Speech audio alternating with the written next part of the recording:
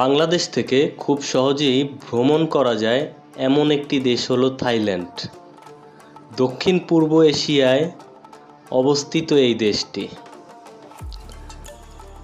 Thailand একমাত্র দক্ষিণ পূর্ব এশিয়ার একটি দেশ যুদ্ধ চলাকালীন সময় ব্যতীত কখনো কোনো ইউরোপীয় বা বিদেশি শক্তির নিয়ন্ত্রণে ছিল না এই দেশ। হ্যাঁ, আজকে আমরা এই থাইল্যান্ড সম্পর্কে জানা অজানা তথ্যগুলো সম্পর্কে জানবো এবং আপনাদেরকে ধারণা দেওয়ার চেষ্টা করব। তো যারা আমাদের চ্যানেলটিতে নতুন আছেন তারা অবশ্যই সাবস্ক্রাইব করবেন, আর যারা সাবস্ক্রাইব করেছেন তাদেরকে জানাই অসংখ্য ধন্যবাদ। তো চলুন ভিডিওটি শুরু করা যাক। থাইল্যান্ড, থাই ভাষায় থাই রাজ্য বলা হয় যাকে। দক্ষিণ পূর্ব এশিয়ায় অবস্থানরত এই থাইল্যান্ড 5,13,120 বর্গ কিলোমিটার জুড়ে এই থাইল্যান্ড অবস্থানরত।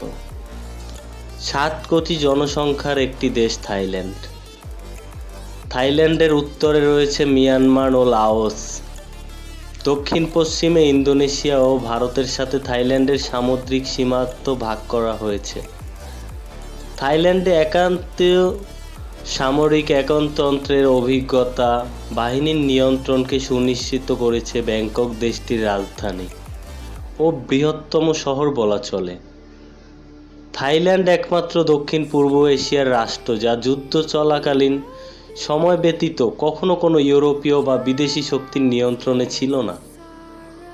1782 সাল থেকে 1932 সাল পর্যন্ত দেশটি পরম রাজতন্ত্র প্রতিষ্ঠিত ছিল।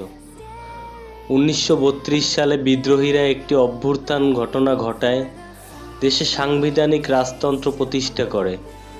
তখন থেকে আজ পর্যন্ত থাইল্যান্ড বহু সামরিক ও বেসামরিক সরকারের অধীনে শাসিত হয়েছে।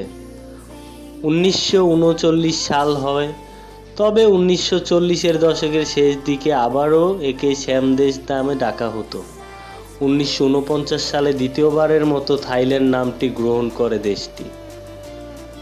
থাইল্যান্ডের মধ্যভাগে রয়েছে একটি বিস্তীর্ণ উর্বর সমভূমি।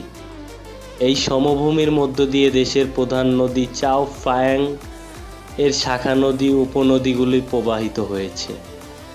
এই অঞ্চলটি দেশের ধান ও অন্যান্য ফসলের অধিকাংশ আবাদ হয়। মধ্যভাগের সমভূমির পশ্চিম উত্তর পূর্ব দিক ঘিরে রয়েছে পাহাড়, মালভূমি। পশ্চিমের পর্বতশ্রেণী দক্ষিণ দিকে মালয় উপদ্বীপে প্রসারিত হয়েছে। থাইল্যান্ডের রাজধানী ও বৃহত্তম শহর বলে ব্যাংকককেই চেনা হয়। চাও ফ্রায়াং নদীর মোহনায় থাইল্যান্ড উপসাগরের তীরেই অবস্থিত। থাইল্যান্ডের জনসংখ্যা গরিষ্ঠ থাই জাতির মানুষ। এরা প্রায় সব থেরাবাদী বৌদ্ধ ধর্ম পালন করে। থাইল্যান্ড বসবাসকারী অন্যান্য জাতির মধ্যে আছে চীনা মালয়, আদিবাসী পাহাড়ি জাতি, মং ও কারেন। থাইল্যান্ড পরিশীলনিত ধ্রুপদী সঙ্গীত, নৃত্য, লোকশিল্প বিখ্যাত। কৃষিপ্রধান দেশ হলেও 1980-র দশক থেকে থাইল্যান্ডের অর্থনীতি দ্রুতই ঘটছে। সাংস্কৃতিক দিক দিয়ে দেখতে গেলে থাইল্যান্ডের বিভিন্ন স্থানীয় সাংস্কৃতিক বিরাজ করে। তবে ভৌগোলিক অবস্থানের কারণে এই সাংস্কৃতিক ভারত, চীন, অন্যান্য দক্ষিণ পূর্ব এশিয়ার প্রতিবেশী সংস্কৃতির সুখঠাই অর্থ সুযোগ সাম্রাজ্যকে, যার সূচনা 1238 সালে। চতুর্দশ শতাব্দীর মধ্যবর্তী সময়ে বৃহত্তর সিয়ামিজ সাম্রাজ্য আইয়ুখাই থাই, আয়ুটরাইন অজুয়া প্রাধান্য লাভ করে। 1431 সালে সিয়ামিজ সৈন্য কর্তৃক আঙ্কোর লঙ্ঘনের পর আঙ্কোরের অনেক হিন্দু প্রথা, আচার অনুষ্ঠান সিয়ামের সাংস্কৃতিক অংশ হয়ে ওঠে।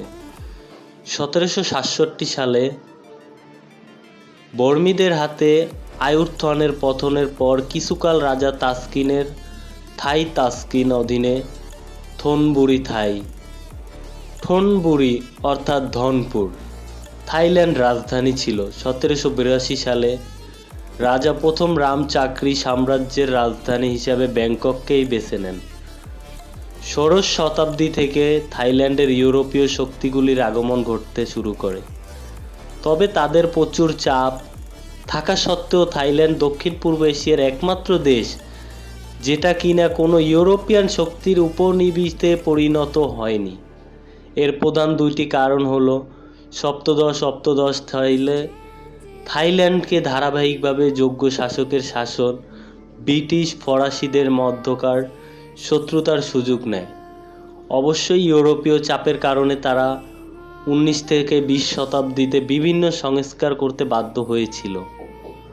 ব্রিটিশদের ব্যবসায়িক সুবিধার জন্য কিছু বড় বড় ছাড় দিতে হয়। 1909 সালে